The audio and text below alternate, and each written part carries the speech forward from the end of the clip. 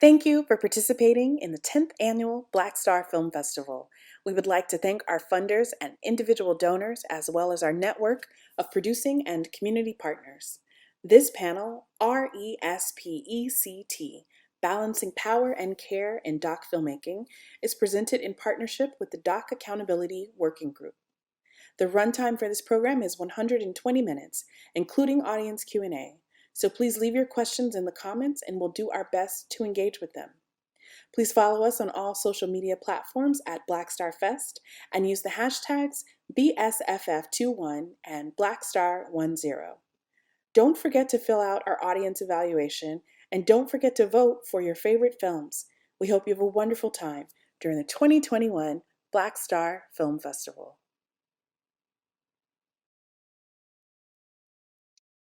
All right, welcome to the 10th Annual Black Star Film Festival. I'm Kira, and it's my pleasure to introduce the wonderful stewards of this conversation, Natalie Bullitt-Brown and Sonia Childress. And with some quick bios, Natalie Bullitt-Brown is an award-winning producer and professor and a 2021 Rockwood Just Films Fellow. She is director and producer of Bartman, Beyonce, and Me, a documentary work in progress that explores the impact of the beauty standards on Black women and girls, and is a producer on award-winning filmmaker Byron Hurt's upcoming PBS documentary, Hazing, as well as his upcoming Nova film, Looking for Grandpa Lee. Natalie is also a story shift strategist. My apologies. Natalie is also a story shift strategist for Working Films, where she guides the organization's work in ethical and accountable documentary storytelling. She also served 12 years as co-host of Black Issues Forum, a public affairs program on UNC-TV, and as associate producer on documentary filmmaker Ken Burns' 10-part PBS series, Jazz. She holds a Master's of Fine Arts in Film Production from Howard University and a Bachelor of Arts in English from Northwestern University. Natalie is a native Chicagoan living in Raleigh, North Carolina. And next up, the wonderful Sonia. Sonia Childress believes in the liberatory power of cinema. She has leveraged documentary films to support social justice movements and narrative change for over 2 decades. She offers impact strategy advising, workshops and writing on film and cultural arts through her consulting arm, Alente Strategies. Sonia currently serves as Senior Fellow with the Perspective Fund, where she advances ethical, accountable, and impact-focused filmmaking practices through research, writing, and initiatives. And on that note, I'll pass it over to both of them. Thank you. Thank you, Kira, for that warm welcome and for helping to set off our conversation today. Again, my name is Sonia Childress, and I'm really excited to kick off this conversation, which has been a long time coming, over a year and a half of dreaming and visioning this conversation into reality. So I'm just really excited to get into the heart of it. So welcome to Respect, Balancing Power and Care in Documentary Filmmaking. On behalf of the Documentary Accountability Working Group, that's the DOG group, I want to welcome you all to this session today. And I hope that wherever you're calling in from or joining us from, that you are safe and healthy and well. And we're really excited that you're with us today. Just to table set a little bit, I'm based in unceded Tongva land in Southern California, in Long Beach, California. I'm based on land that was unceded and built off of uncompensated Indigenous Chinese and African labor. I'm wearing a red top with glasses, some red earrings, against a tan wall, and 2 images of Gloria Richardson and a very unbothered Black woman behind me. So what we're doing today is, Natalie Bullock-Brown, my partner, and I are joined by our colleagues who are in the conversation virtually. And we're going to be sharing a new framework for ethical, accountable, anti-racist, anti-oppressive documentary filmmaking that's been in the works for a very long time. we're going to expand that conversation after sharing this framework. And we'll hear from colleagues who take very different positions in our field, and we'll hear how they operate and around their work and how they operate off of a values-based practice. And we'll hear why that's so important. And we'll all be opening up the conversation to you all, wherever you're joining us from. We'll be taking questions on this platform and also in Facebook Live. So please, if you have questions or comments throughout the conversation, we'll have plenty of time afterwards to hear from you. And we really hope that this is a communal space. This is an offering to our community of storytellers and folks in the film community. And we hope that you really are active and engaged with us today. So with that, I'd like to pass it to my partner in crime, Natalie Bullock-Brown, to get us started. Thanks, Sonia. It's a pleasure and an honor to be here. Thanks to all of you who are out there watching and listening. We appreciate your presence. As Sonia said, my name is Natalie Bullock-Brown. My pronouns are she, her, hers. I am in Raleigh, North Carolina, as Kira said, and that is the unceded territory of the Catawba and Tuscarora people. I am a Black woman with brown locks that are up in something of an updo, and I have on red reading glasses, a Black top, and I have posters of the color purple and the 5 heartbeats behind me. I want to introduce and talk about a little bit the people who are a part of the Documentary Accountability Working Group, without whom really none of this work could move forward. It's not just Sonia and I. We have a whole team of folk that we work together with, and I want to acknowledge them. Molly Murphy, who is the co-director of Working Films, is actually manning the chat right now. Thank you, Molly, for your work and your help. Sherry Simpson, who is an executive at ITVS and is also manning the chat. Thank you, Sherry. Pat Ofterheide, who is a professor at American University, is integral to the work and the progress of fair use being used in documentary. Pat is not here with us today, but she's here in spirit. Thank you, Pat, wherever you are. And Bawin Suchak, who is co-director of Youth FX and NextDoc. He's also manning the chat. And last but not least is our colleague Hannah Hearn, who works with Working Films and is a part of the Story Shift team, which I lead as a strategist. Wanted to share a little bit about the vision for the working group and how we came together.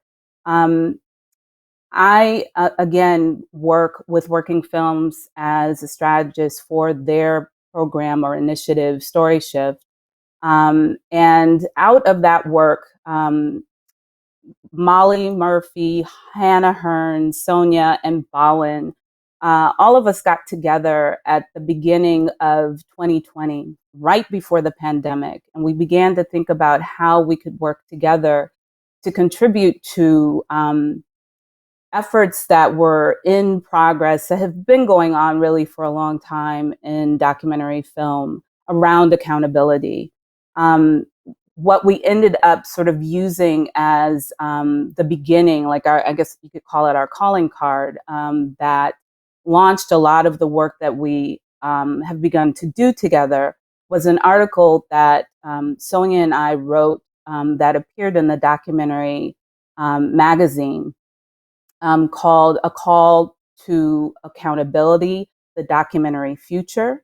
I think that's being added into the chat now. If you haven't seen that before, please check it out. And soon after that piece was released, Pat Ofterheide and Sherry Simpson joined us to round out the working group, and we began to work on what we are calling a values-based filmmaking framework. In a moment, I'm going to share the values that are at the heart of that framework.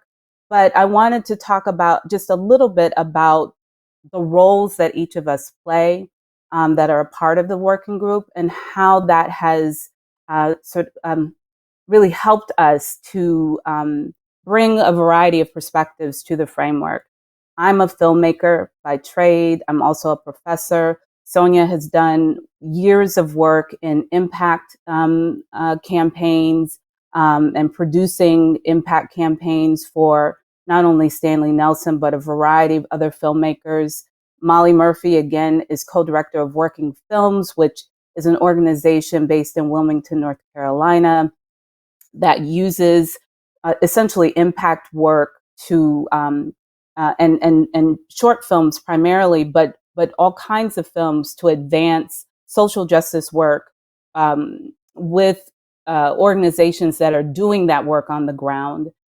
Sherry Simpson works again at ITBS and works in innovation and the administration of programs that ITBS has in motion that are really trying to move forward a lot of the values that are at the heart of the framework.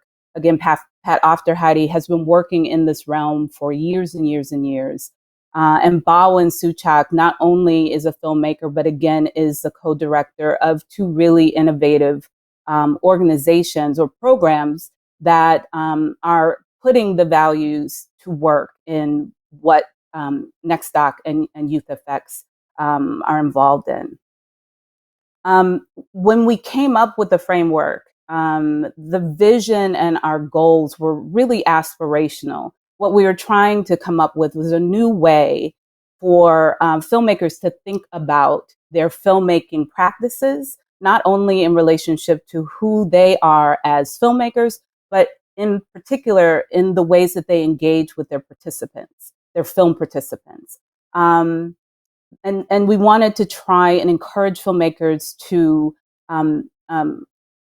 forge a path that is in alignment with the practices of a lot of filmmakers who are already doing this type of work. So it's not that we've come up with something new. We've really tried to codify what we are seeing in the field, best practices, if you will, of filmmakers, BIPOC filmmakers in particular, who have been thinking about how do I engage with, collaborate with, how can I be accountable to the people who are in my film and even the people that are in my crews in a way that is going to be generative, caring, helpful, but also help to produce the best possible product.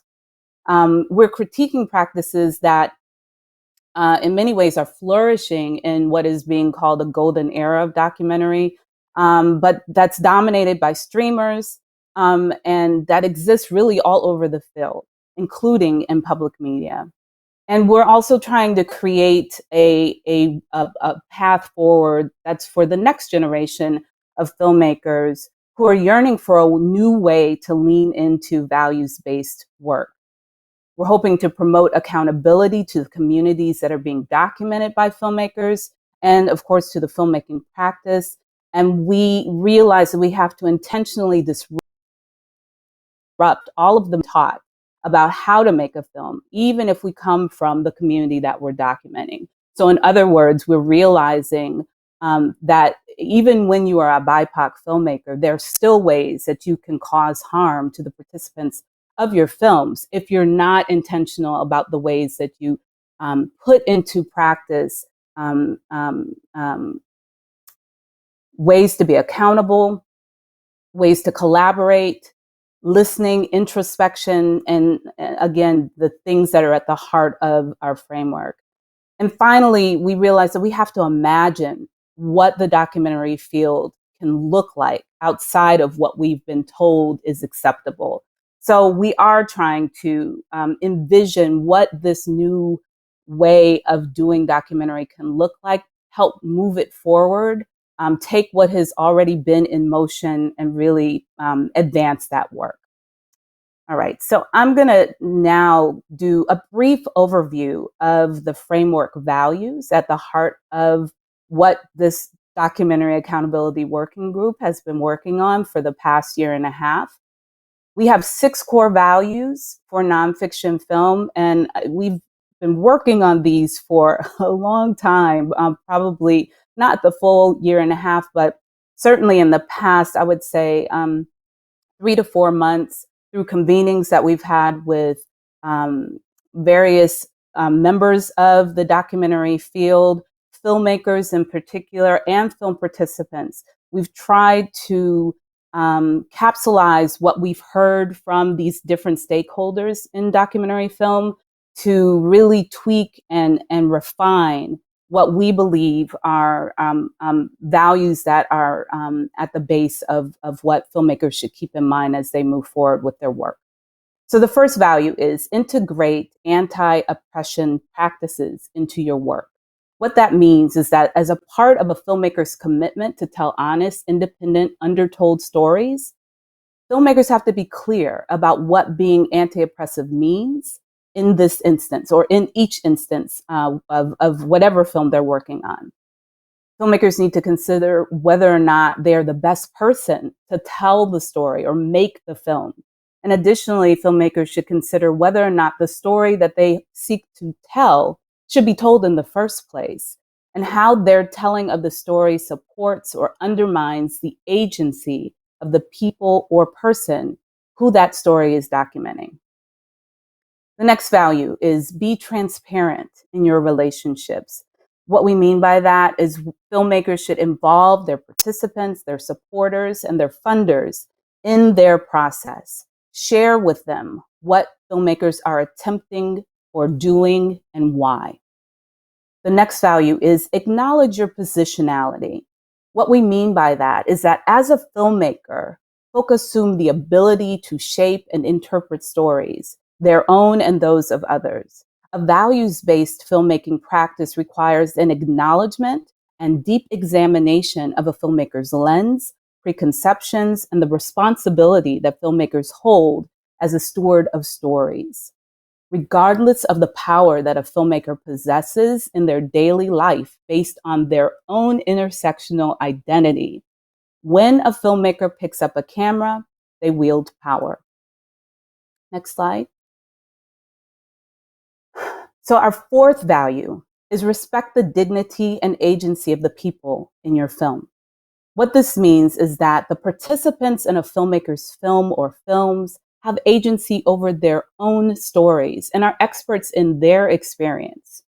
We're encouraging filmmakers to incorporate their feedback and judgment into filmmakers' production practices in deeper ways than the industry currently expects or maybe even accepts. This will engender trust, provide nuance to a film, and communicate a filmmaker's respect for the expertise of their participants. The fifth value is prioritize the needs, well-being, and experience of the people associated with your film. What we mean by this is that typically the director controls most elements that shape the experiences of the crew and participants. We're asking filmmakers to consider the ways that they and their team can cede and shift power to ensure that the production experience of their participants and all production and crew members is healing, empowering, and ultimately fulfilling. By assuming the role of interpreter and director of a particular story, filmmakers have the opportunity to prioritize the needs, well-being, dignity, and experience of all those associated with their film. And finally, we have laid out in the sixth value that filmmakers should treat all potential audience members with dignity, care, and concern. What we mean by this is that audience members have their own stories and expertise that should be acknowledged. A filmmaker's audience may include people who have more proximity to the story that a filmmaker is telling than the filmmaker themselves. Filmmakers should consider the ways that their work may be read, interpreted, and experienced by the people who have intimate knowledge of the story. Filmmakers should be clear about who their intended audience is and what information they can add to their already established knowledge. Additionally, filmmakers should be responsible about the ways that their film could trigger or traumatize those audience members who have more experience with the film's content. All right. Thank you for bearing with me and just tracking with me as I went through those values. I hope that they resonate. But now I'm going to pass it back to Sonia. Thank you, Natalie. I'm going to bring us back to that slide so we can see the list of values again as a short list. I think, when we see these values, these 6 core values, they seem really kind of intuitive and simple, straightforward, and they are. But I think putting them into practice is where the honey meets the bear. I think there are internal obstacles and external pressures that make operationalizing these values in today's filmmaking landscape really hard.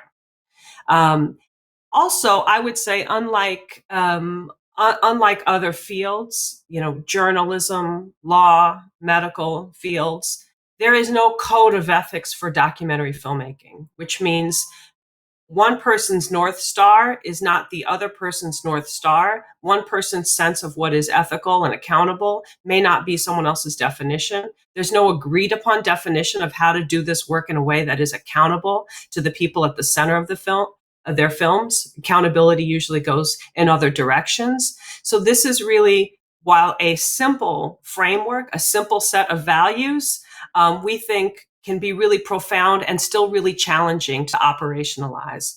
So that's why we think for this conversation, rather than just talking about these core values and how we came up with them, we wanted to hear from people who are on the journey of putting these values into practice in the various places in which they work in our field. So that's who our panel is today, and I'm going to introduce them and bring them into the conversation. They are all bright, bright stars, and we're so honored to have them in our conversation today and to be colleagues with them. So I am going to introduce them quickly. They are all multi-hyphenates, so I encourage you to spend an hour reading through their bios, sitting in awe of the brilliance in your own time, reflecting on your own lives and what you've accomplished over your lives, like I do when I read their bios and weep. But for the sake of time, we're going to introduce them briefly, and we're going to ask them to introduce themselves. So joining us today is Michelle Lanier, Twiggy Pucci Garcon, Dr. Camila Rashad, and Posi Teng. Welcome.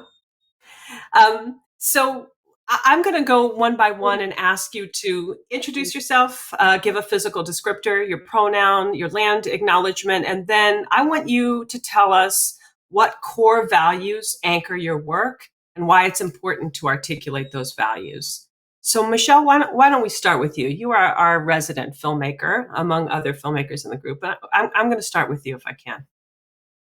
Thank you so much. I am Michelle Lanier. I am the daughter of Margaret and James, who are both ancestors.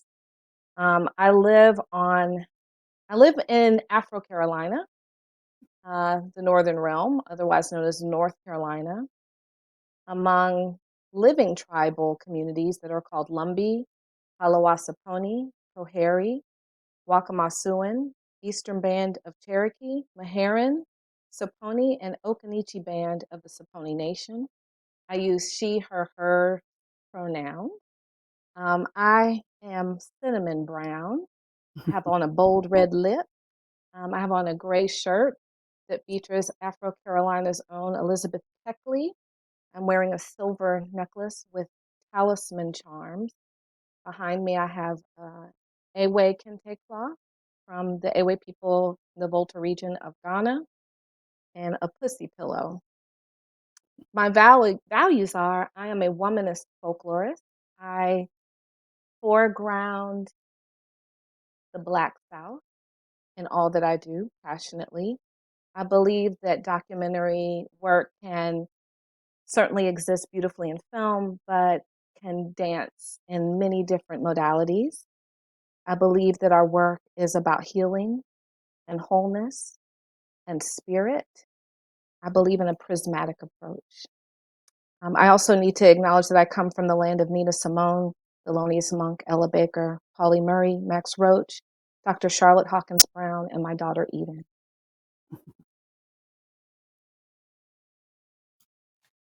Michelle, you set it off. Thank you. That's the bar. That's the bar. Okay, Twiggy, I'm going to pass it to you. Michelle, raise the bar. Keep it up. I know you will. Twiggy, why don't you introduce yourself, dear? Sure, thank you. And thank you, Michelle. That was beautiful. I am Twiggy Pucci Garcon. I use she, her, they, and them pronouns. I am on the land of the Iroquois and Cherokee, proudly Black and Indigenous myself. My family is Cherokee. This land is also known as Hyattsville, Maryland.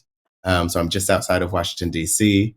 I am Gumbo Brown with salt and pepper goatee and locks and a ponytail. I have on a black shirt, and my home office is behind me, so it looks like a scattered mess. The principles and values that I will raise in this conversation are a lot about what we are talking about, and much of my work in the documentary space, in the scripted space, and even in the advocacy space is about centering the lived expertise of folks in both the stories that are told about their lives, but the decisions that impact their lives, especially those of us whose lives have been forced to the margins. The other principle that I raise in this conversation is about breaking the binary in every sense of the word. Thank you. Thank you, Twiggy. Thank you, Twiggy. Next, I'm going to go with Dr. Camila Rashad of the Muslim Wellness Foundation. Dr. Rashad, can you introduce yourself, please? Yes, I am so thrilled to be here with all of you. Assalamu alaikum. I am an African American Muslim woman. I am wearing a red scarf. I have a nose piercing on my right side. I'm also wearing a white shirt. And what you see behind me is my mess of books of all kinds, and also two figurines that I love from Curacao, from the Dutch Caribbean, called Chi Chi. And one is red on one side and green on the other, with the two stars of the Vishen flag, which is where my paternal family is from. I use she, her pronouns. I am joining you from the land of Lenape people here in Philadelphia, Pennsylvania. I guess my sort of orientation, my values are very much sort of steeped in a love of faith and spirituality and of Blackness. I am a psychologist that really centers the right of people of color, of Black people, of African descendant people to experience joy and rest and love. And that our engagement of faith can be from a place of wonder and not always resistance. And so the values that I bring to this discussion is about our ability to both balance what we experience of trauma, but also what we highlight about the wonderful, sort of curious aspects of who we are. And that is usually through creativity and play. So I'm really happy to be here. Wonderful. Thank you, and welcome, Dr. Rashad. And last but not least, I'd like to introduce Po-Si Tang from the International Documentary Association. Po, join us and welcome and introduce yourself, please. Hi, I'm Po-Si Tang. I go by she and her. I'm in DC, the unceded land of Nacotchtank and Piscataway people. I'm a small Asian woman with long black hair in a red dress. Behind me is a chalkboard with a diagram of cooperation and defection and ecological systems by my partner. My world is my 5-month-old baby, Naveen Sarikating, and the values I think a lot about and hope to always put in practice is compassion, self-determination, and agency.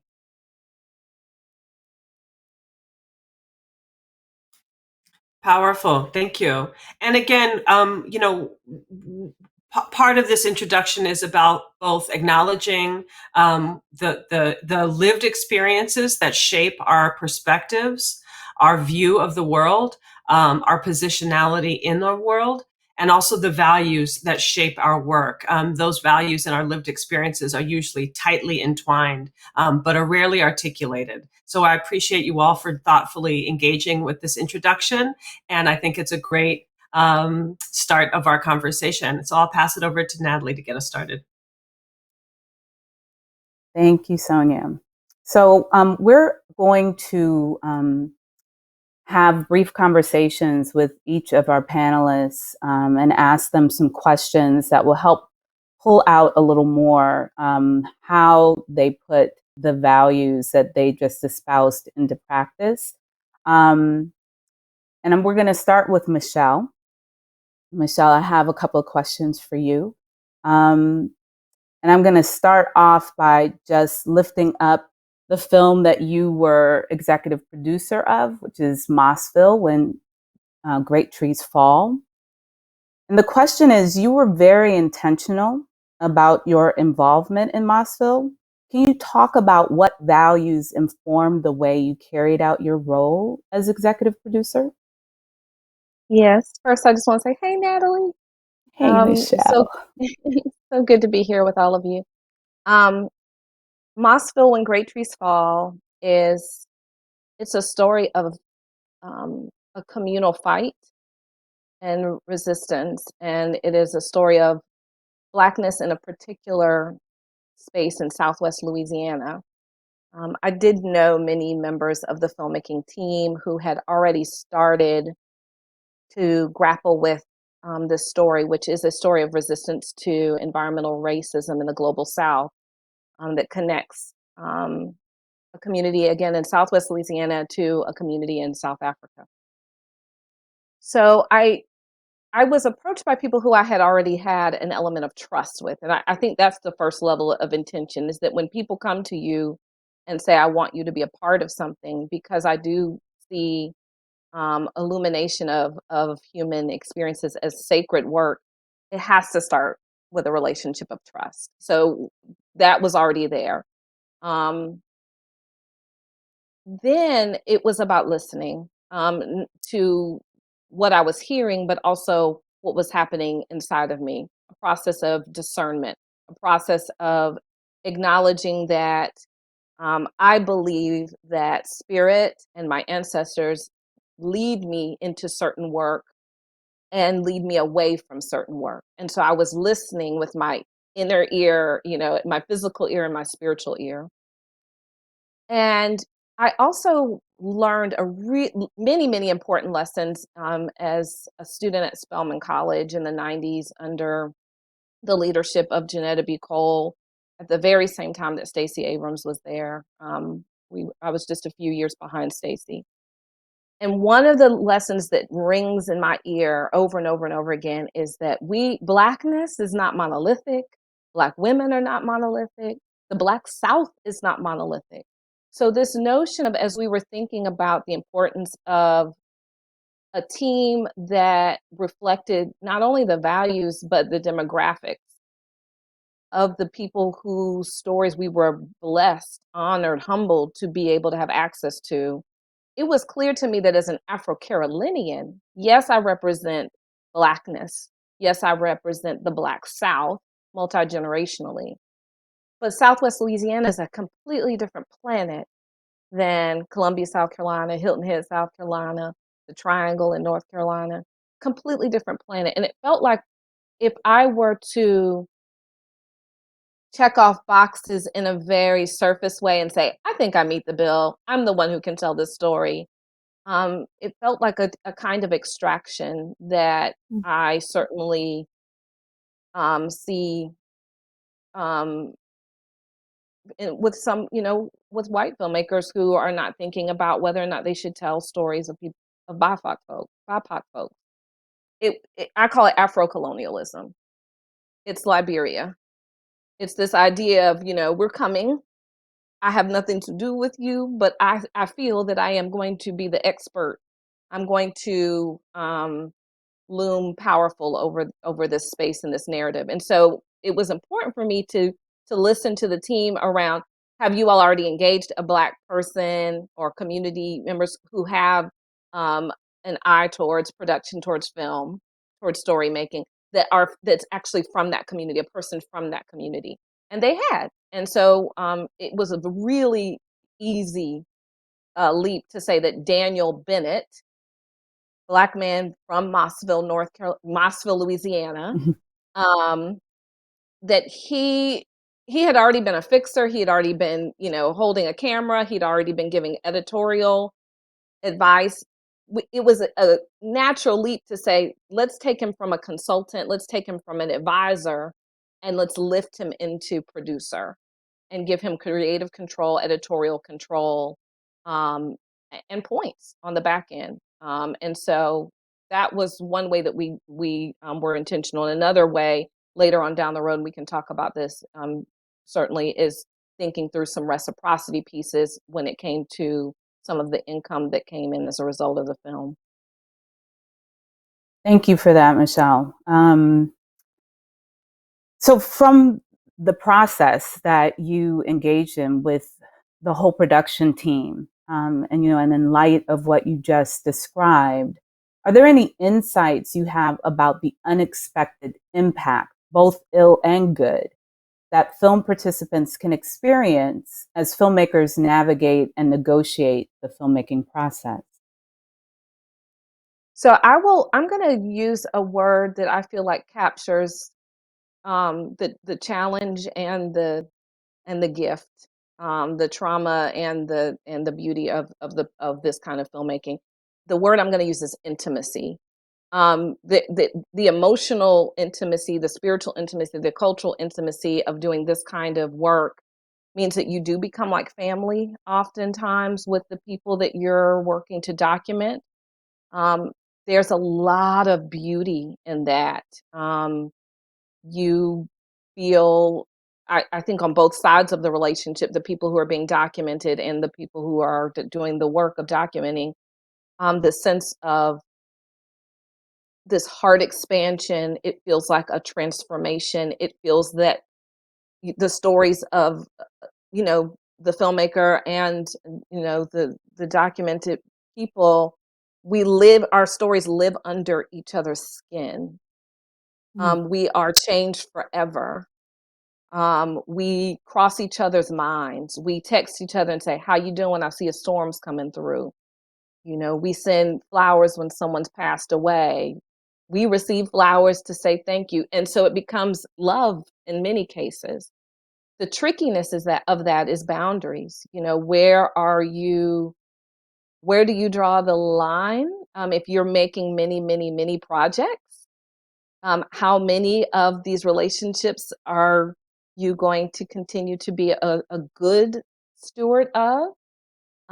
And what's the power dynamic in the relationship? Is there the expectation on either side that someone is going to be giving more than they can possibly sustain? I also think in terms of the intimacy, when someone opens up their life to be seen by unknown masses around the globe, the first time they see themselves on the screen can be an ocean of emotions. They can feel honored, overwhelmed, significantly, very self-conscious. I've heard some of the people who are featured in Mossville say that regularly they'll meet people who will say, "You look familiar," and I can't place how I know you. And then ultimately they'll realize, "Oh, I saw you in this film," and that can be awkward for some of our people who were featured in the film. It's vulnerable, and vulnerability is a two-edged sword. It can connect us, but it can also make us feel naked. And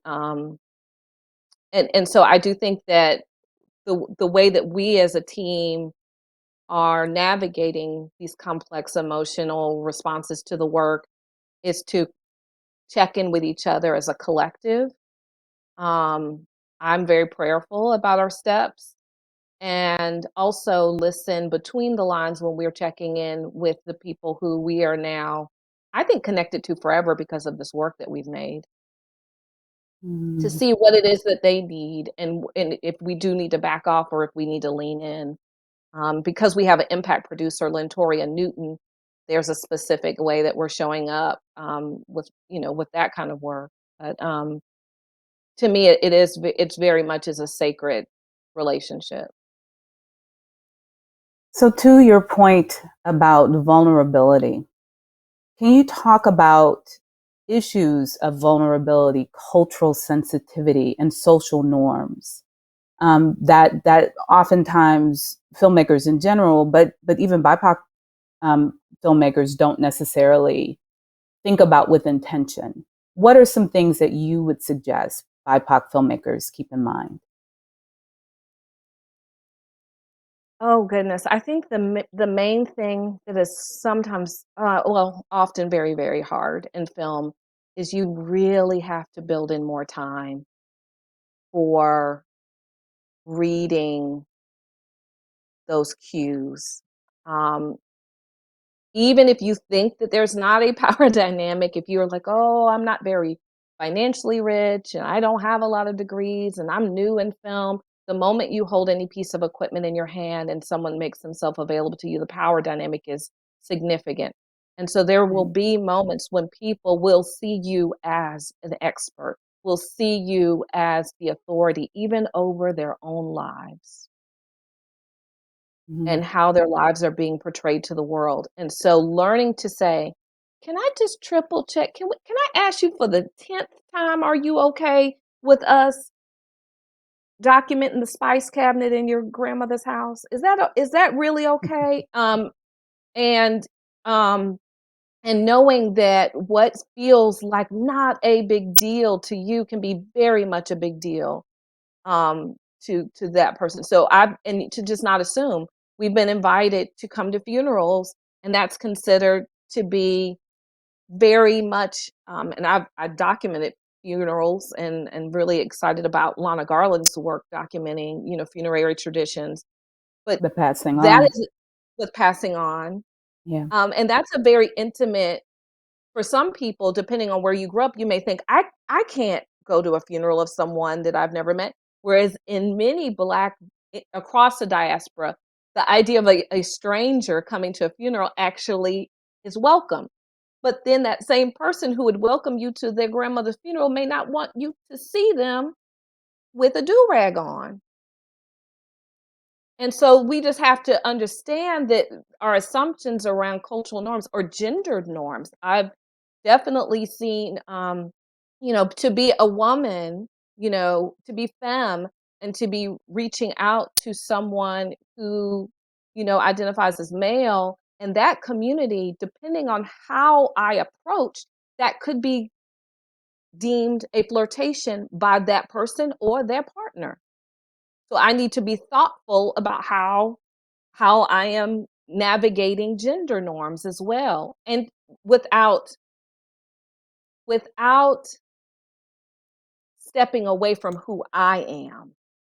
So that's also critical, is that we also have to hold true to, this is who I am. And so if there's a gendered moment that feels like it runs counter to my identity as a Black feminist, as a womanist, then maybe that's not a moment I need to be involved in. And maybe that's a documentary moment I need to let go because it's not for me. And so I also think we have to look not just on at how do we value and support and be anti-oppression in our work around documenting communities, but we also have to make sure that we are being good stewards of our own holistic wellness and safety, also as members of traditionally oppressed communities. Thank you so much, Michelle. Beautiful. Appreciate it. Sonia. Yeah, I appreciate all of that too, Michelle. And I think I'm already seeing lots of questions coming in through the chat about some of your framing, these ideas around both Afro-colonialism and the kind of colonialism, unique colonialism that BIPOC filmmakers can participate in maybe unaware. And then also there's lots of questions about the physical ear and the spiritual ear. So I know we'll be circling back with you on some of these concepts. But I want to transition a bit and talk about the the role of the participant in a film. And with the documentary filmmaking community is, it is, the practice of documentary is such a hybrid practice of creativity and artistry, journalism, research. It is also a really soulful practice. It is a spirit-laden practice, whether people are acknowledging how they're tapping into that or not. But it is also a field that is really focused on this concept of a singular filmmaker as auteur. The filmmaker's vision, the filmmaker's approach, the filmmaker's aesthetic, the filmmaker's proximity, the filmmaker's accountability. And we all know that filmmaking is a collaborative sport. It's a team sport. It's not one person. It's passing the baton, right? So one, we want to just acknowledge that and challenge that notion of filmmaking as a singular practice. But we also want to challenge the notion that the emphasis should always be on the filmmaker, the filmmaker and the filmmaker's creative vision alone.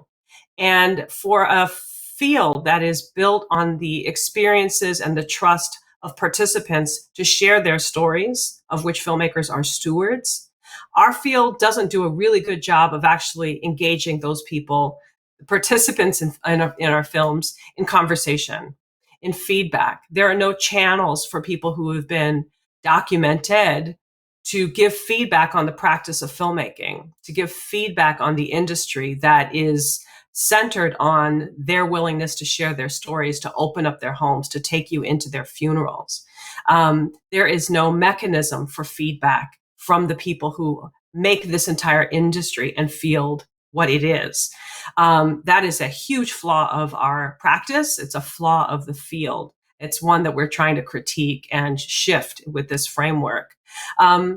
So we think it's really important for us to get to this final six core values. We engaged about 20 people who've had their lives documented in films to give us feedback on this on this framework and to share their experiences of having cameras follow them, good and bad.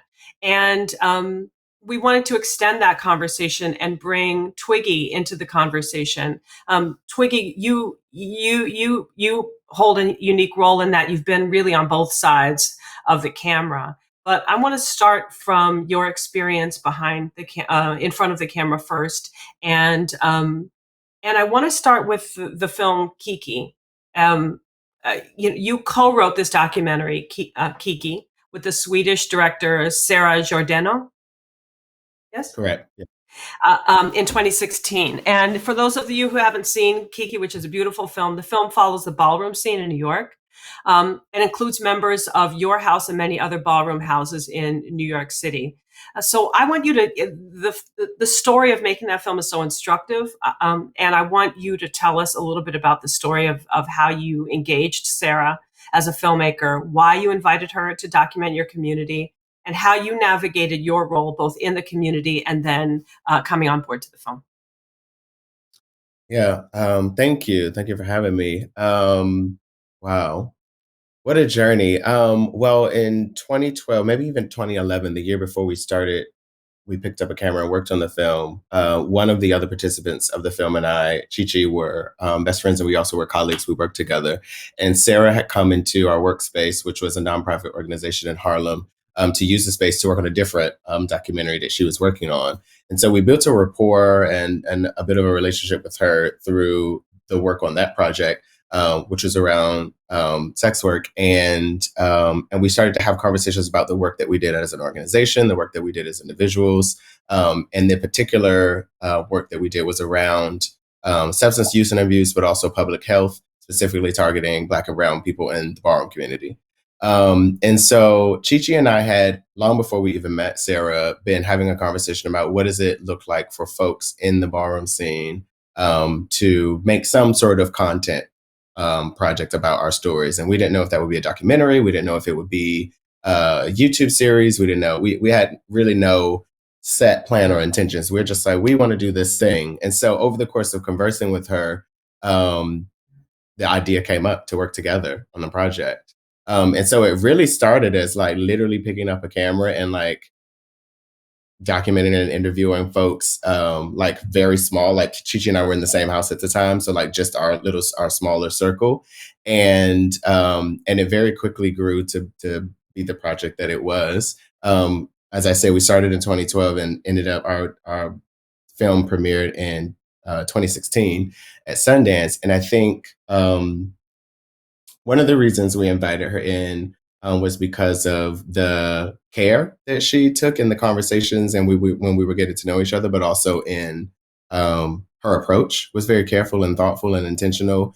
She asked questions that I had not been a part of a documentary prior, so I didn't know whether it was standard practice or not, but questions that were about, and not on camera, I mean off camera questions that were really about how we were. And so the rapport and the trust that we built at the onset of the dynamic of the relationship was sort of built with those things at the forefront. I think because I was I don't like the word gatekeeper, but sort of leader in both my house, but in the scene at the moment that opened the door for the process to happen. That also added a lot of trust to it. At the onset, I was not the co-writer. It was something that we came to a decision together, maybe a year-ish into it, because of how much work I was putting into co-creation of the project. And so yeah, that's sort of like how we got to that point. You asked me like 3 questions. So what was the second of those? I'm sorry. I also want to know, when you were having those conversations with Sarah, at what point did you make decisions around whether or not you would be on camera, whether or not you'd be a protagonist, a lead, whether or not you would be followed yourself, who in your community should be followed or was open to being followed? How did you navigate those conversations as you were deciding, am I going to be behind the camera? Am I going to be in front of it? And what questions, what was like the calculus for you around whether or not, what would change for you in the dynamics of your house if you were on camera? What would change for you in the dynamics in your house if you decided someone else should do it and not other person? All of that. I'm curious to hear what was your thinking and how did it play out in terms of the interpersonal dynamics? For me, I think because in the very origins of the project, it wasn't like we're going to make a film. It was like we're going to pick up a camera and see what happens, more than it was we are making a doc, right? Like that's not how it went. And I think also because Sarah, had been around, or she had also like been around my practices and that sort of thing. So she was a feminist. And so she actually wanted the film, in all transparency, to be about me. And I was very strictly and sternly against that happening. One, because Why? one, because I'm a pretty private person. And 2, especially then, much more than now, struggle with vulnerability. And so it just wasn't something that I was interested in being in. And the 3, which is the most important of the reasons to me, is that the entirety of the Kiki scene is what should be documented, or as much of the love story that it actually is in reality is what the film should be about, not about one person in it. And so that opened the door for folks in the house to like consent to whether they even wanted to be on camera at all, again, pre-deciding that it was a documentary. And that's sort of like how the approach went moving forward. Like we didn't film at anything that we didn't say we were filming at in advance. We didn't go to a ball without asking the ball promoter beforehand. If there was consent was really, really, in the centerpiece of it all. And when the piece about like choosing the sort of like final list of participants, I did not have as much say in. I was involved. I had some decision-making power, but again, as a person who was not traditionally a documentarian, that was not my background at all prior to this, both on the education side or the practice side. I influenced it and like I had my thoughts, but I wasn't the director, right? So I didn't decide. But I will say, I think the decision was mostly rooted in the most diverse representation of the various identities in the Kiki scene. That we actually had enough footage and content and interviews and backstory for, as well as the folks who like were good with their stories being told. One thing that we did towards the end of the project is we did a private screening with the seven of us, the seven participants, for folks to say like, I like it, I don't like it. This part is really triggering to me. I don't want this part in. Even for myself as a participant, there was an interview where I spoke about things in relationship to my biological father that I did not feel, at the end of it all, I did not feel comfortable with it being in the film. And so we took it out. And so you had that trust with Sarah, and you had that agency, and it sounds like it was a real collaboration in many ways, it sounds. Yes. Yeah, so I appreciate that, because I think we need more of those models lifted up. There's an assumption that collaboration means you've handed the camera over to the participant, and the artist's creativity doesn't, is stymied. And I think, Kiki is an example of the opposite of that it is both true to, respect the agency of folks, and also really make a beautifully crafted, creative film where the hand of the filmmaker is also there and present.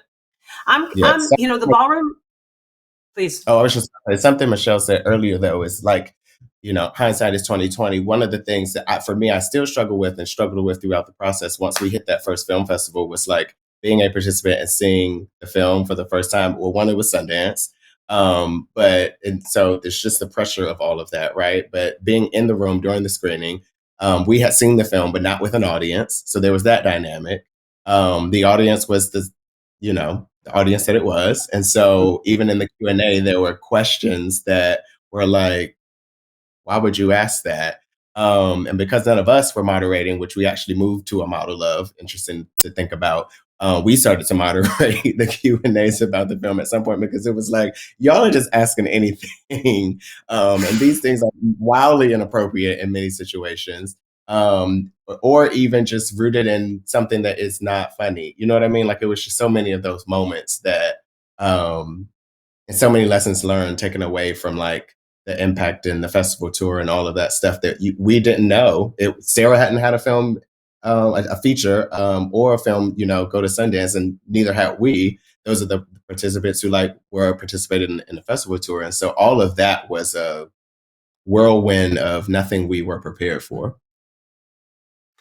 I have one more question for you, but I want to pull that just a little longer, because you then you were a co-writer, but then you stepped into running the impact for the film. And I think in many ways, part of running impact oftentimes is managing the experience of the participants when they are meeting audiences that feel like, I can ask you I saw a piece of your life and I can ask you any part of your life now. Your life is a story to me, and I want to learn more about the story. And so putting up guardrails to protect the participants is something sometimes impact producers are charged with doing. How did you manage that role? How did you navigate that role of impact? And what did you see as your role as the impact campaign started? I did not see my role, and I was never named, actually, the impact producer of the film while any of that was happening. What happened was, I was the film's co-writer, and obviously deeply involved at so many different levels of the process. But I think what it was is that outside of my role on this project, I've been a community health specialist, an advocate, an activist. And so I would literally just apply the skill set I had to my organizing work to questions they would ask me about my opinion about the impact. Not necessarily that I stepped in any official capacity, although in hindsight, maybe I was. And so it would be questions about which festivals and how do we navigate what they want out of the project, for the festival, who they want, how do we balance out which participants are going, not going, like all of those sorts of things that an impact producer does. But I was not the quote unquote impact producer. We didn't have one, not in an official capacity. So I want to name that. And one of the reasons to sort of take on that, figuring out what's best for the participants role is because this is my family. Like, the participants in the family are literally, in the film are most of them are a part of my chosen family, at least half of them. And so, to experience what I experienced personally in the festivals, and the Q&As and et cetera, and then to witness what they experienced, or them to tell me if I wasn't there, I'm like, something has to change. We have to do this differently. And so for many of them, one of my skill sets that I do in all sorts of events outside of this world is moderate. And so it was like, I can just do it myself. I know what questions we tend to be asked. I know where the participants' boundaries are and what they want or don't want to be asked, and also just what's appropriate or not. And so it just made sense. Mm-hmm. Yeah. So those values and those issues of care and consent continue in the post-production phase and the release phase. It doesn't just end when the cameras turn off. That sense of care for the participants really needs to continue through the process as the film moves into the world. I have one last question, just quickly. Kiki is oftentimes in conversation with the film Paris is Burning, and fair or not, it is sometimes considered the antidote to Paris is Burning, which was wildly successful and also seen as extractive and problematic. And but beyond those two films, the ballroom scene is highly documented now in our current culture. And so you have been a part of many projects, and are continuing to be a part of many projects that document your own community. And I wonder what you think of what you've learned about the evolution of how your community has been documented, particularly in nonfiction.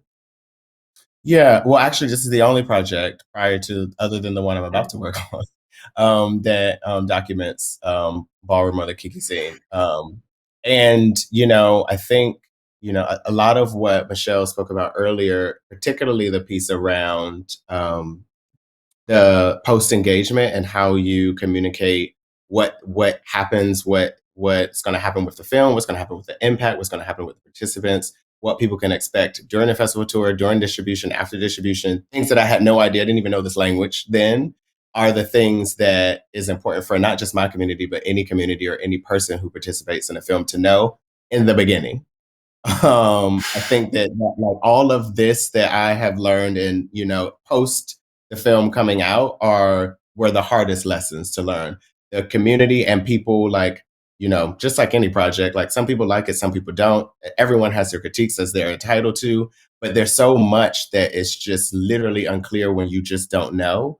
And so I think in hindsight, one of the things that I would like to be very intentional about in any other project, particularly in nonfiction space that I do, is be as clear as possible as about the entire process. Yes, there's going to be cameras during the documenting process. Yes, there's going to be some sort of impact campaign that involves travel, maybe not, pay, maybe not, and all sorts of for you online, and send you improper questions and inappropriate questions, and all of that stuff. I had no idea what happened in the beginning, and so I think one of my biggest takeaways is the transparency around all of that stuff, and being sure to continuously check in around boundaries and consent every turn, every step of the way. Yeah. So helpful. So thank you, Twiggy. We'll circle back. I want to pass it over to Natalie, who'll bring Dr. Rashad into the conversation. Thanks, Sonia. So much richness in what Twiggy just shared and what Michelle shared before them. I'm thinking about the convening that I shared with all of you that we had with two sets of participants about a month ago. And what we just heard from Twiggy, by and large, sounds like a really caring and positive experience. Am I characterizing that right, Twiggy, would you say? And still, there were things that Twiggy mentioned in spite of the care, in spite of the respect, in spite of the time that that the filmmakers spent with Twiggy, with the Kiki community. There were still missteps, right? And so one thing that I want to lift up is as you're listening to all of this, please understand that, folk are going to make mistakes. Like we're all going to make mistakes. This is not about perfection. This is about intentionality. And I think about being intentional in the care, in the process, the care that's put into the process of filmmaking. And so I just wanted to say that. And then I also want to say, because I think it leads into what Dr. Rashad is going to share, that, on the flip side of what Twiggy shared, there were participants who were a part of our convening who talked about once they saw themselves on screen feeling like a cartoon character, right? Feeling like a dissected frog, right? And this is not what I think any filmmaker wants their participants to feel like.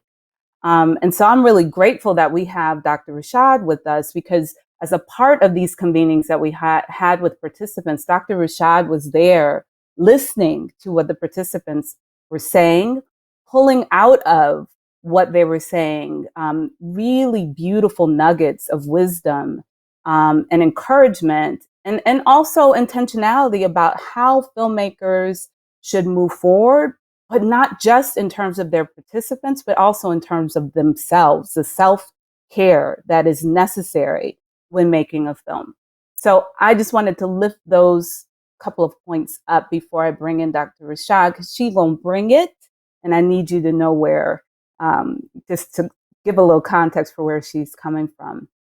So Dr. Rashad, I'm going to just cue you up because I know you have an amazing presentation for us, but I wanted to ask a few questions that will sort of set things off. And I guess the main question is, even though the nature of filmmaking dictates that filmmakers will wield more power than the people who participate in their films, would you talk about how filmmakers can balance that power with not only care for their participants, but for themselves? And what does that look like? And also talk about healing and joy and all of the things that filmmakers need to keep in mind, not just for participants, not just for their crew, but for themselves, especially BIPOC filmmakers. Well, thank you for bringing me again into the conversation. I wanted to actually kind of, it feels like a good segue from what Twiggy mentioned, is to talk about what it means to be a BIPOC filmmaker and to actually be or hold identities similar or close to those folks who are being documented, because I think it does create a very unique sort of dynamic, um, one that allows sort of the BIPOC filmmaker to have somewhat of an insider. I'll talk about like the insider filmmaker, um, but that also poses what I call this challenge of bearing witness, or this burden of bearing witness. So I wanted to kind of pull that out because I think it's important, especially now with the it feels like this race, right, for people to engage communities of color or communities that have been marginalized. Those who are members of those communities do want to tell those stories, and I think there's a lot of reflection that they have to do as well. So if you can go to the next slide.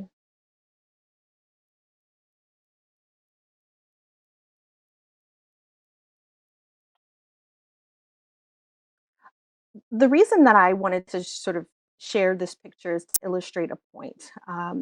This was taken during the riot following the murder of George Floyd, and it was taken by Julio Cortez, who's a Mexican American. Of the image of this person with this upside down flag. There's a convenience store that's burning. I mean, it's a brilliant picture. And one thing that I immediately noticed is that because the death of George Floyd, just in the summer of 2020, is something that I still have a visceral response to when I see these images. Um, if I'm taking a very objective, quote unquote, because there's no objectivity, but if I'm seeing even just image a year later and I can feel like my body responding to it, it means that as a BIPOC filmmaker, one who is, very earnest in documenting a community, the images that you see, the conversations that you have, that you're engaging in, is not through sort of a lens of distance, right? There's proximity, there is intimacy that Michelle mentioned. There are feelings that are triggered and emotions and memories. And so, what does that filmmaker do with all the stuff that comes up? That's a part of the care. That's a part of the values of the working group, which is to be transparent and acknowledge positionality, right? That there is one of balancing sort of the roles that one has given the power dynamics. So you can go to the next slide. So this idea of the weight of bearing witness, and I'm describing the weight as one of fact and not of judgment, because the weight that is experienced is, I really want to do the best job that I can in telling this story, right? Once we've gone through, right, am I the right person to tell this story? And I think Michelle kind of beautifully sort of shared with us what that process might look like and sound like. But if the answer is yes, right, I think there is the pressure to do so in a way that is full of integrity and honesty, um, and to be true to oneself and true to the community means that there's a constant evaluation, right? A constant assessment of sort of one's intention, motivation, desires, and whether or not that conflicts, right, with the community that is being documented. So next slide. This I love this quote, is from the Freedom's Journal, in 1827. It was the first African American newspaper in the United States, printed in New York. And the editor said, "We wish to plead our own cause, right? Too long have others spoken for us, and too long has the public been deceived by misinterpretations and things which concern us dearly." And so I see sort of the rise of BIPOC filmmakers saying, "We wish to plead our own cause." Next slide. And so again, just pulling out from some of the headlines, this was last year in July, why we need Black filmmakers to tell the story of 2020. Again, getting to this idea, next slide, of the insider filmmaker and the sort of the wisdom and the advantages that that position brings. It is not a liability. It is not sort of in the traditional, quote unquote, traditional sense. It's like, well, you're close to the story, so you're not going to tell it well, right? That is a myth. And this positionality of being the insider filmmaker means that there is sincere intention to explore the narrative of communities, and also bringing awareness and sort of untapped wisdom into that process. Next slide. This is a really great, beautiful friend of mine, Asia Bandawi. Her film, The Feeling of Being Watched, documented her community, in Michigan under surveillance, sort of years even before 9/11. And someone asked her, what did it feel like, right, for her to do this, document this process in this film with her family and other members of that community. Next slide. And I'm just going to read a snippet of this. She says, "This idea that being further away from the subject of a story gives you more authority to tell that story than someone standing really up close next to it is a very colonial concept. I felt like I had to unlearn a lot of things in order to tell the story I needed to tell. There's a power in point of view, and I don't believe at all in objectivity. I believe in transparency." Next slide. And so another sort of testimony from an article that I found about the impact of this moment of COVID-19 on BIPOC filmmakers. Next slide. This filmmaker, Laura, says, "I'm Black from an immigrant family and a New Yorker, and I grew up poor.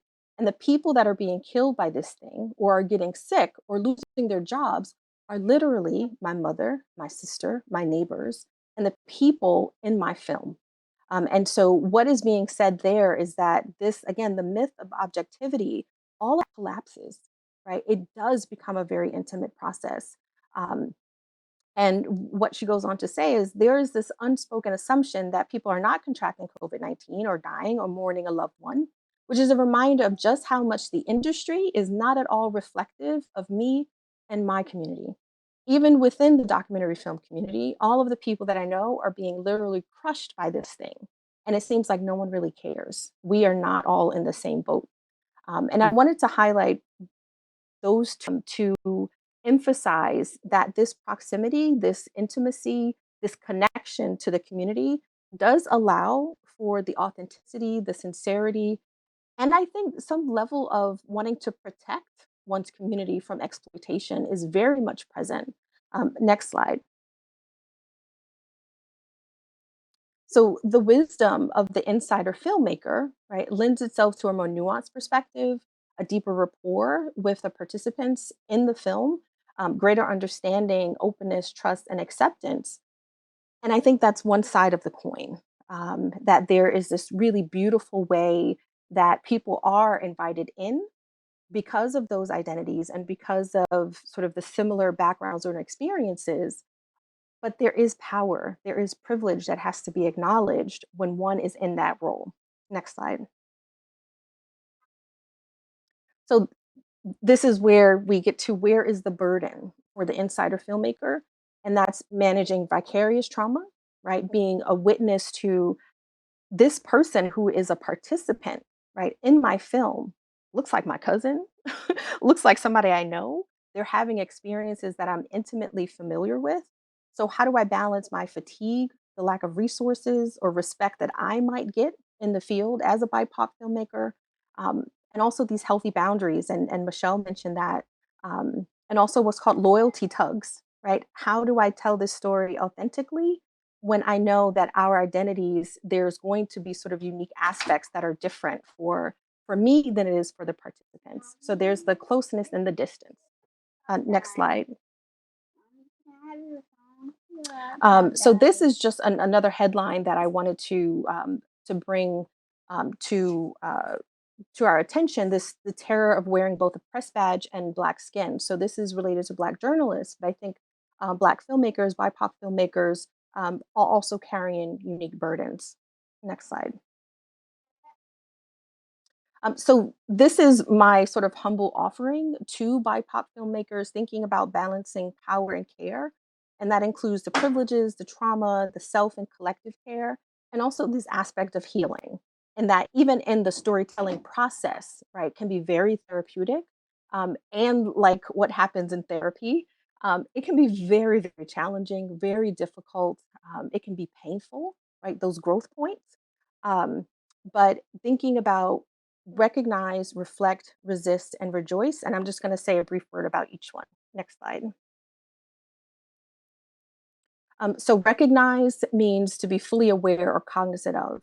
And by this image, I mean to sort of evoke the idea that we are surrounded by social toxins, right? Things that are poisonous to us. It is white supremacy, it is capitalism, it is every ism and oppression that we might experience is working to undermine and to poison us, both externally in the world, and also mentally, psychologically. So we have to recognize that these forces are at play, and that they are going to seep into every aspect of our lives, including the lives of the people we document and our life on the other side of it. Next slide.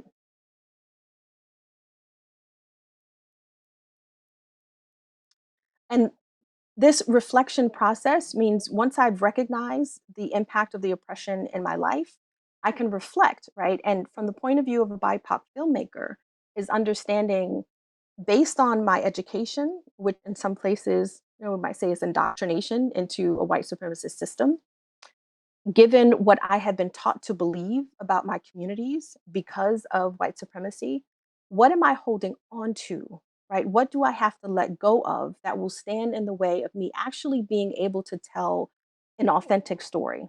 Right? And that takes some very honest reflection and self awareness that we've, if we think about sort of racism and white supremacy as something that's radioactive, right? If we turned out the lights, we'd all be glowing, right? We've all internalized some aspect of this, but is recognizing where it manifests and why and when. And so if there is this, even sort of some vestiges of, I will document the story of my community to prove, right, that we are good enough, that filmmaker might have to like step back and say, wait, I need to reevaluate my intention. Next slide. Um, the reason that I wanted to focus on resist is the definition, actually, to exert oneself so as to counteract or defeat.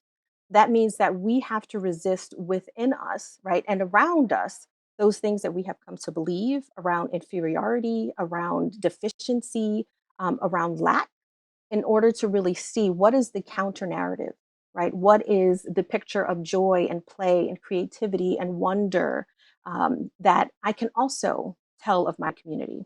Next slide. And finally, rejoice, right? To feel joyful, to be delighted, to express incredible happiness.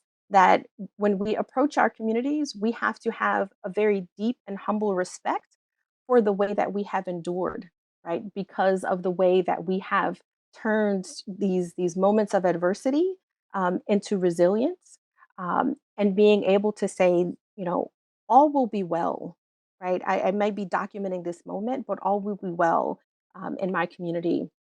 And this happens to be the picture of my little one who just came in the frame and asked for my phone. But being able to say, this is something, and this is a picture that reminds me of what brings me joy. So this last question in the next slide is what I think, or am suggesting humbly, that BIPOC filmmakers sort of remind themselves of. And that's, in what and with whom do you rejoice? That as you go through this process of documenting community, of experiencing the highs and lows, of managing fatigue and boundaries, that there is a very clear vision for why this is also an opportunity to rejoice. So I'll stop there. Wow, I told y'all she was going to bring it. Just beautiful golden nuggets of wisdom and of love and of just so many wonderful intentions that we can all adapt and put into practice, I think, not only in filmmaking, but just in life. So thank you so much, Dr. Rashad, for what you have offered up.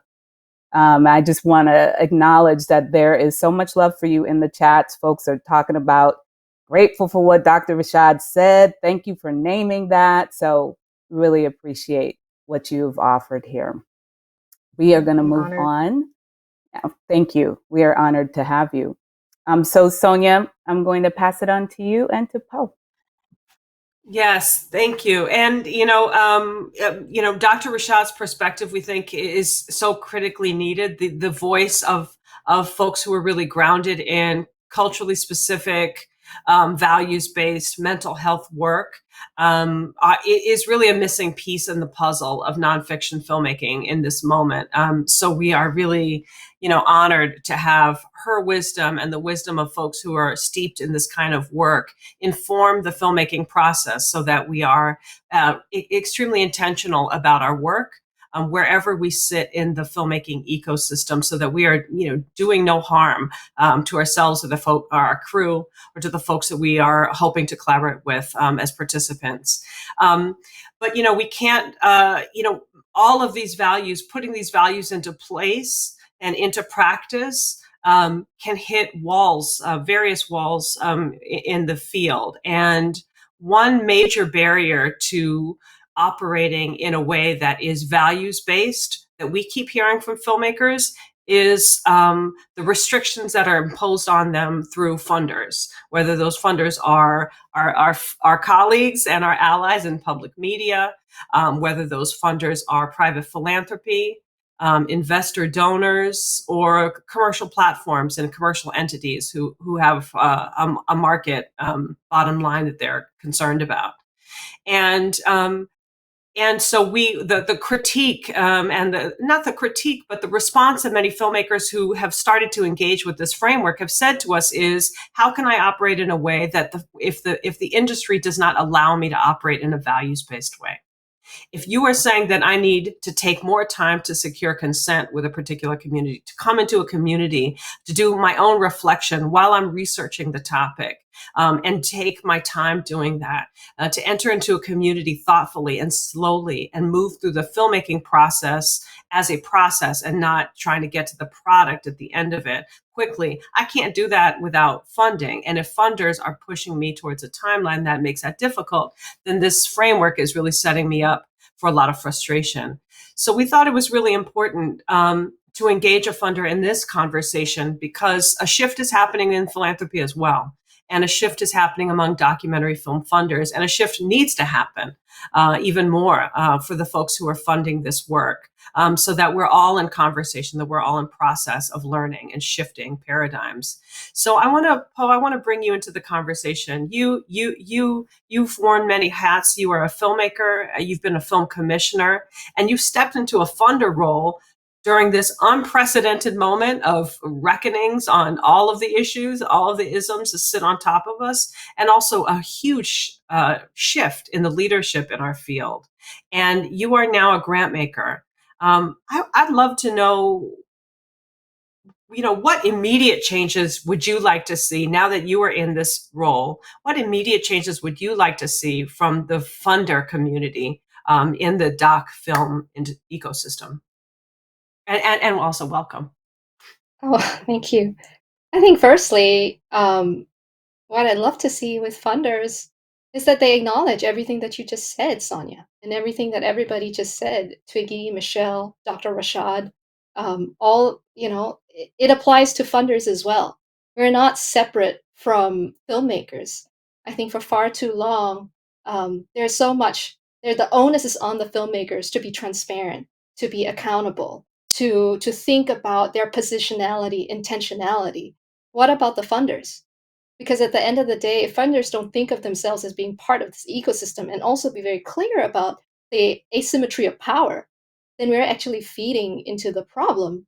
And so, like, before I talk about what I'd like to see, I just really firstly want to thank you, Sonia, and Natalie, and the members of the Documentary Accountability Working Group for creating a values-based model and system, which, when we were talking about this, Sonia, you were saying, to me, we were talking like, can you think a model for funders, for grant makers? And after thinking about what you said, I feel like we should all adopt the same model. We cannot have a separate model because we live and breathe in the same ecosystem. So I just wanted to thank both of you and everybody here actually in the Documentary Accountability Working Group for working so hard on this. And it's so important for funders to really crystallize what is their values, because what is their values is gonna drive how you do the work.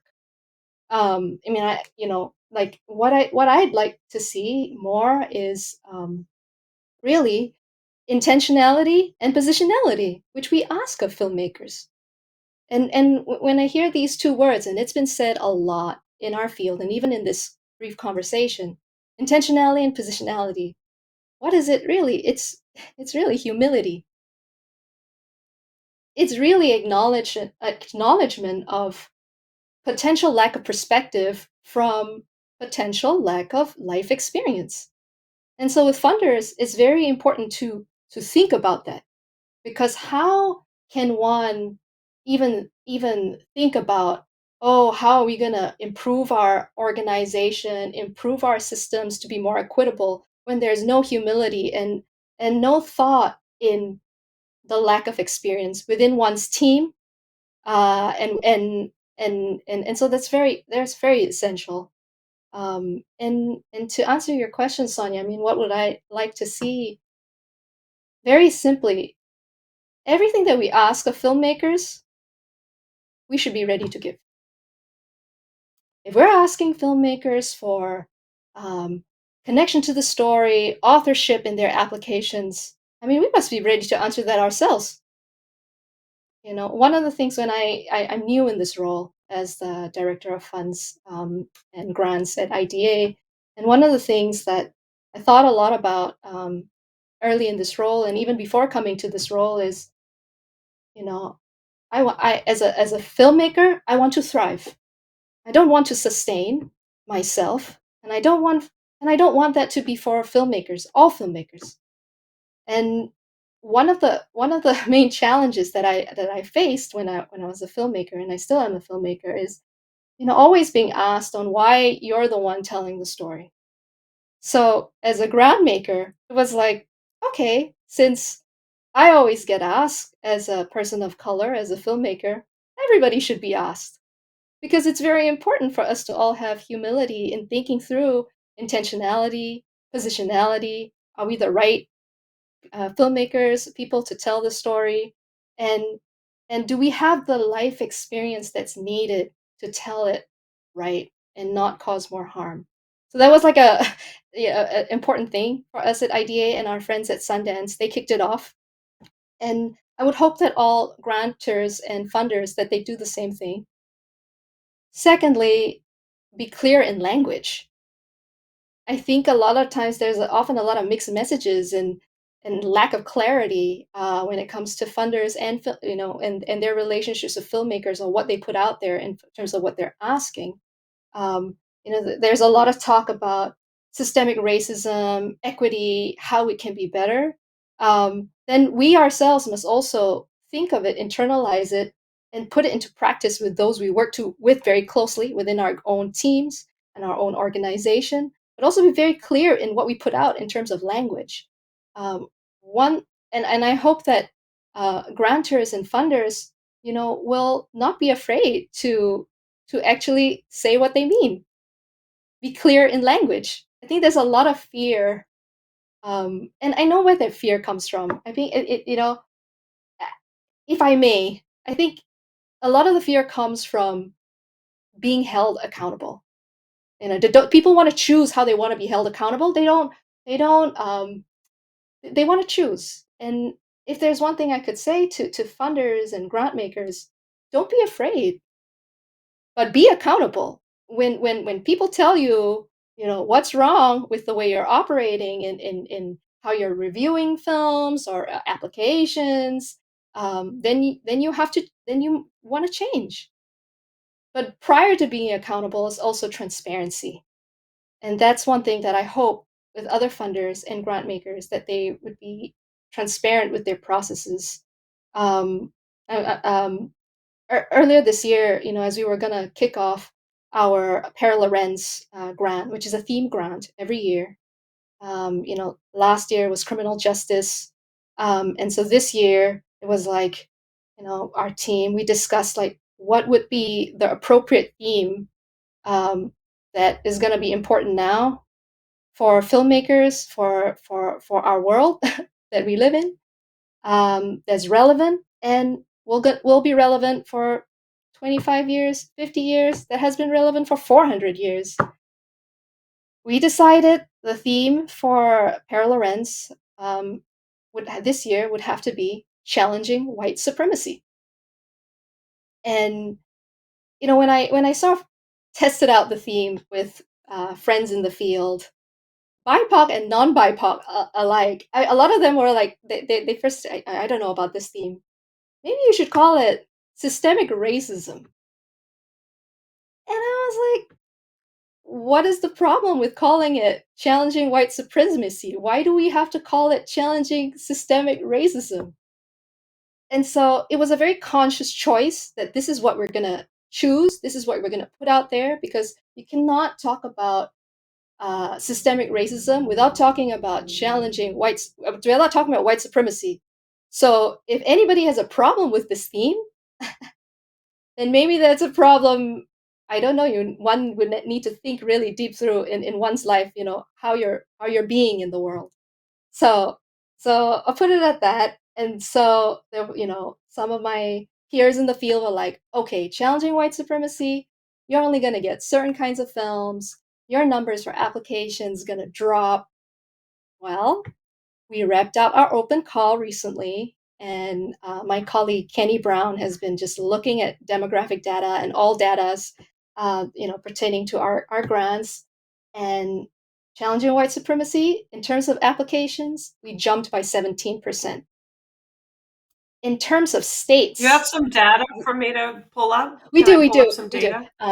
Before you do that, I'd just Okay, like go to on, share please. that last year we reached filmmakers from 27 states. This year it increased to 33. And if we could pull up the first slide. Thank you, Natalie. I don't know if you can see here. So Pere Lorenz in 2020, that was the demographic in terms of the numbers of who applied. This was criminal justice was the theme.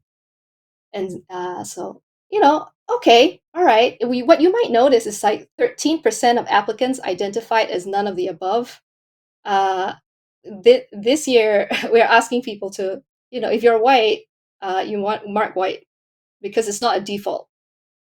And it's very important for it to not be a default. So I'm going to show you 2021 now. And I'm very, very happy and excited to share with you. Okay. So you'll see a jump. Asian American, 8 to 16%. Black and African American from 17% to 39%.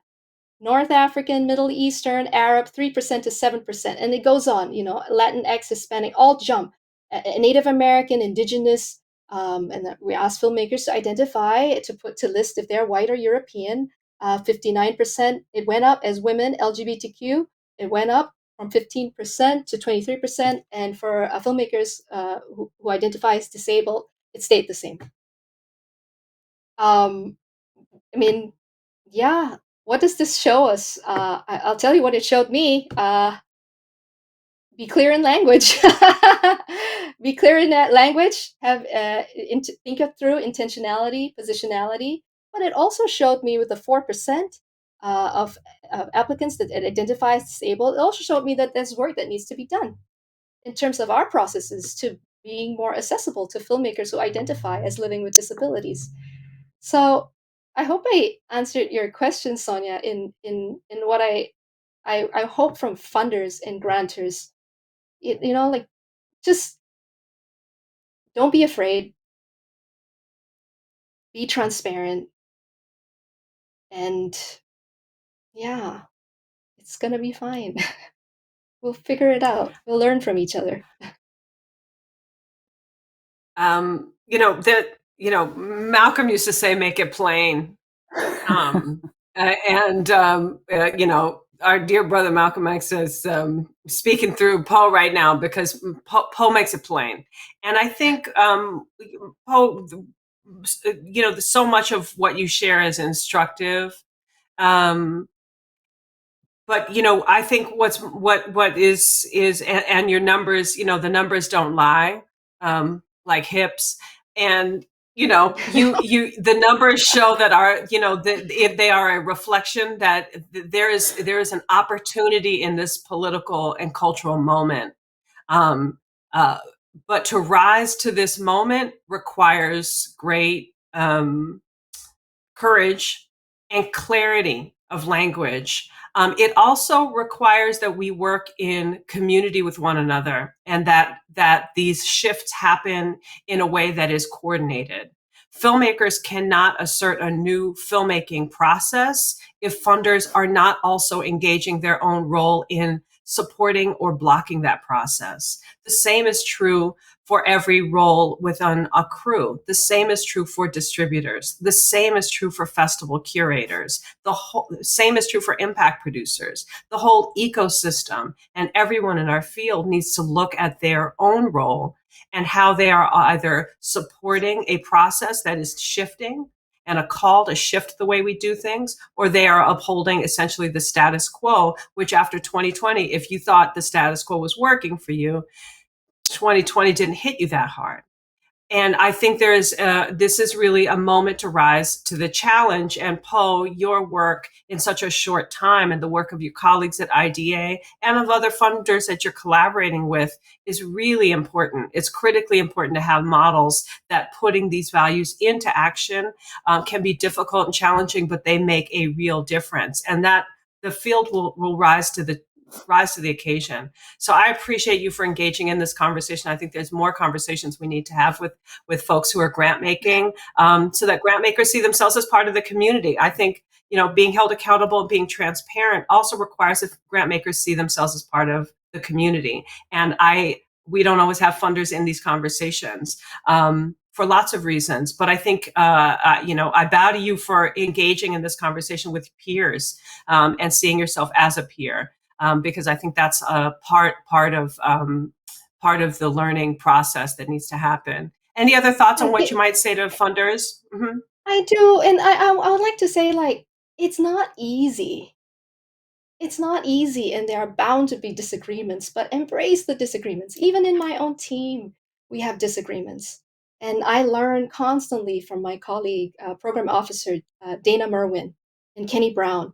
And we talk so much about our fear of being gatekeepers and our lack of perspective because of lived experiences. So then we have to really look very carefully in terms of who is reviewing our applications, because we could do the same things that we're trying to fight against. What I want to say to funders is, like, don't be afraid to disagree within, and don't be afraid to engage outside, and also to learn from outside. I think one of the things that has taught me a lot in the past year has been because I was part of a group called Beyond Inclusion. I learned a lot from filmmakers, Grace Lee, Gita Ganbir, Don Young, who works at CAM, and other members of Beyond Inclusion. And I would say that a lot of the conversations there, from as a funder being engaged with the community, has informed the work. So don't. Again, I go back to that fear, and we all have it, but it's okay. We will learn together. Beautiful. Thank you. Thank you, Poe. So we have a lot of questions coming up from the various chats, and folks are really excited to engage with you all. So I'm going to let Natalie start that off. Thank you, Sonia. We also are running a little short on time, so I'm going to try and consolidate in some ways, but I definitely want to try and get questions to our esteemed panelists that are coming in from some of the viewers.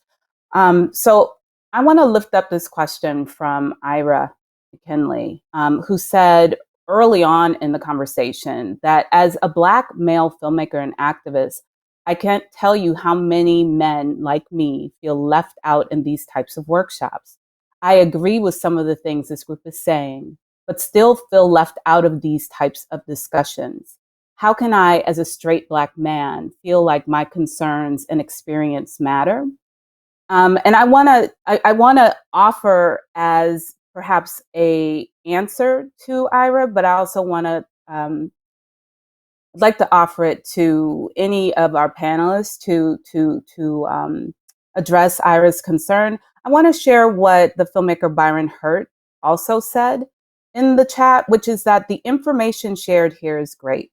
This is not to big up our panel; it's just to address Ira's concern. Byron says, every time I hear the accountability working group present on this topic, I learn something new. As a straight Black male filmmaker, the research and findings being presented is really challenging me, as well as the documentary field, to grow in immense ways. So I offer what Byron said as perhaps a way to look at this conversation for Ira or any other straight Black man that feels left out, because this really is a conversation for all of us. It is not for any particular demographic within the documentary field. It is something that we're hoping everyone can take something from that will resonate and help us grow as filmmakers. But what about you, panelists? Is there anyone who'd also like to address what Ira raised? Because I think it's an important concern to consider. I'd like to say something. So, I too know what it feels like to be left out, and to be at the margins in a variety of ways. It's painful, and so I remember just kind of getting to a moment in my life. I teach at the Center for Documentaries at Duke University, where I could hear myself saying for years, "I am so tired of seeing so many Black projects directed by white directors. And I really want to find a way to speak to this, to deal with. So I heard myself speaking about it, and then I realized who better than me to create what it was I was hungry for. Toni Morrison, so many writers talk about writing the thing that they were hungry for. So I would say to our brother colleague, if you're feeling like there is a void right now for cis, straight, black male voices being able to speak, create that. I created a group. It's kind of resting right now, called DAWADA, Documentarians of African Descent, because I needed to have a space where I saw myself reflected. As someone who did go to a school that was founded based on gender, Spelman College, like I chose to be in a place where I had a cohort that was reflective in a multitude of ways. And so I just want to acknowledge that I know what that feels like. And I also think that sometimes when you keep feeling that tug over and over again, so much so that you want to speak it out, certainly call it out wherever you are, but don't be afraid to create the thing that you feel that you need.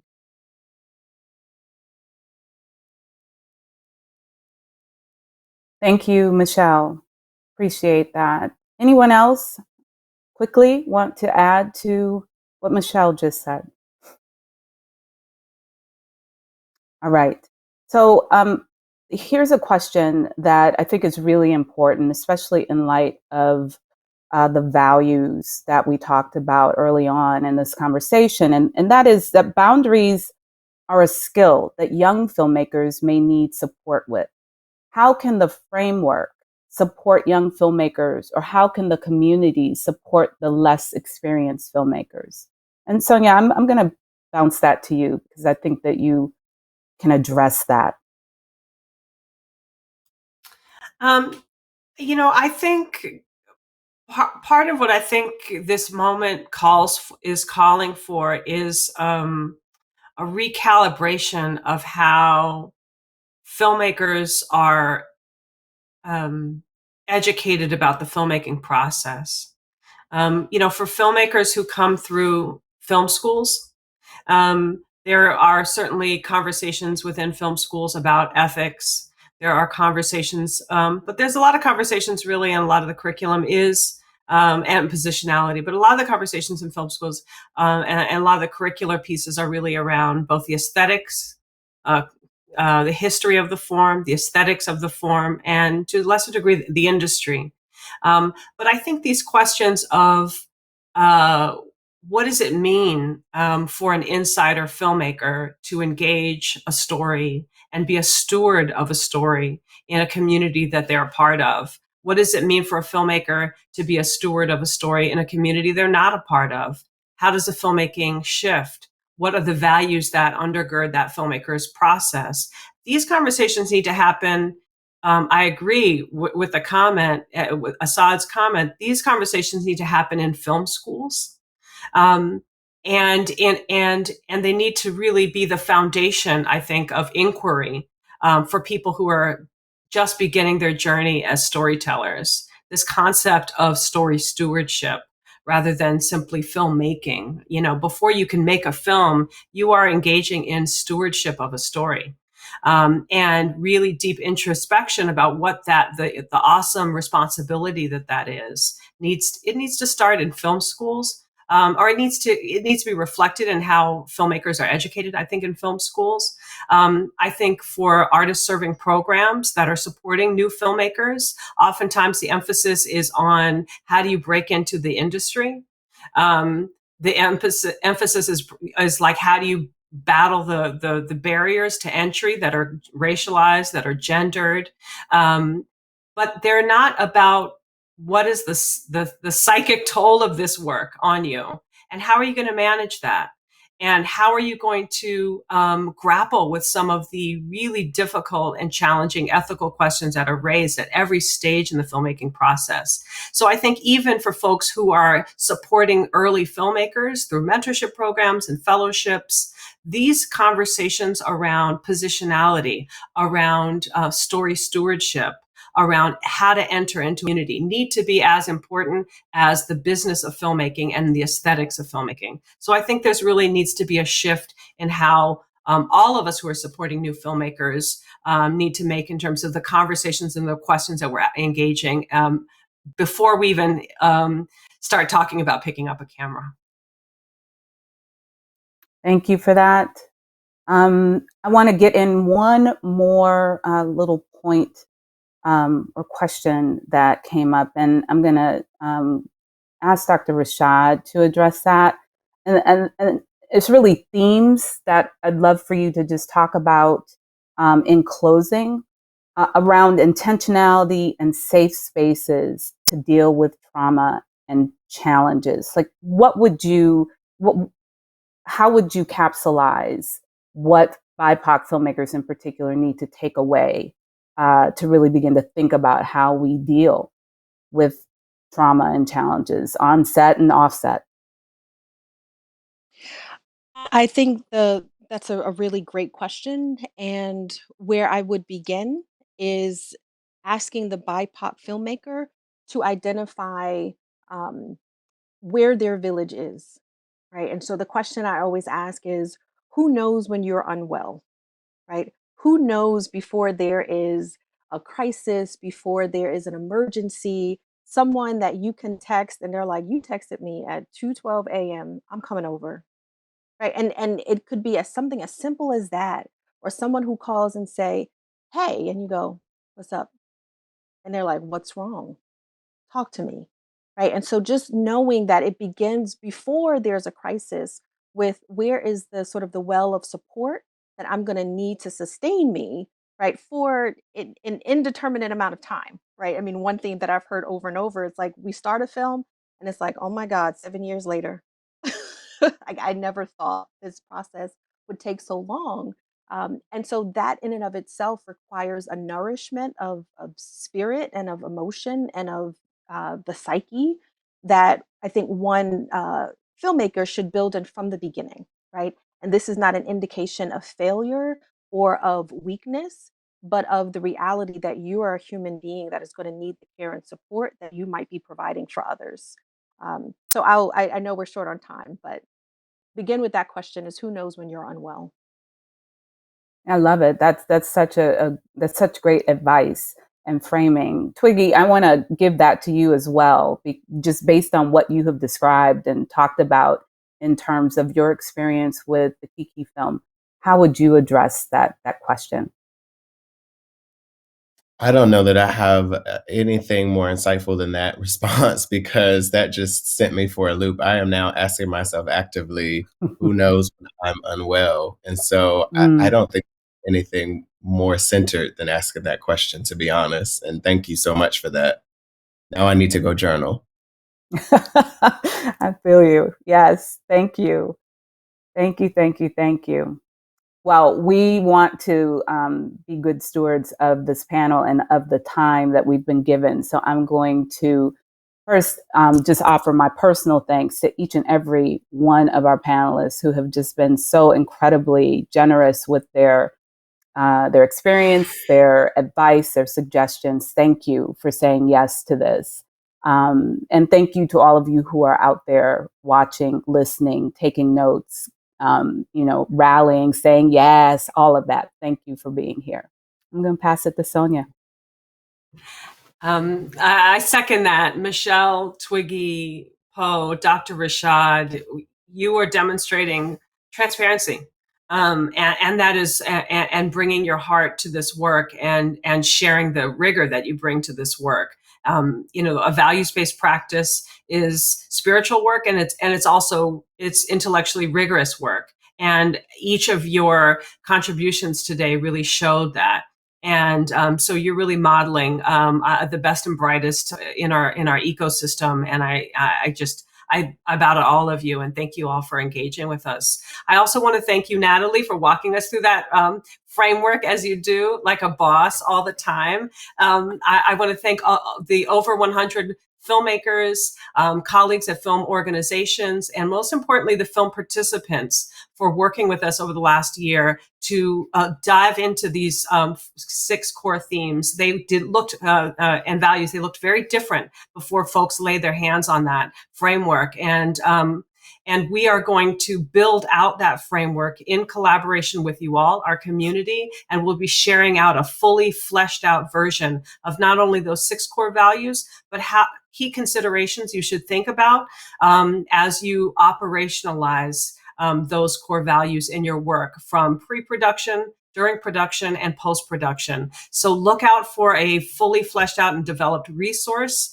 and more resources, including videos. Lots of things are coming your way that are in the works, but this is all really an offering to our community, our filmmaking community, and we hope that you all receive it with the love that it was created. And I also want to thank Black Star, our curatorial North Star, for letting us present our work here. We wanted it no place but Black Star. So this is our home, our spiritual home, and we appreciate it in this filmmaking community. We appreciate the space.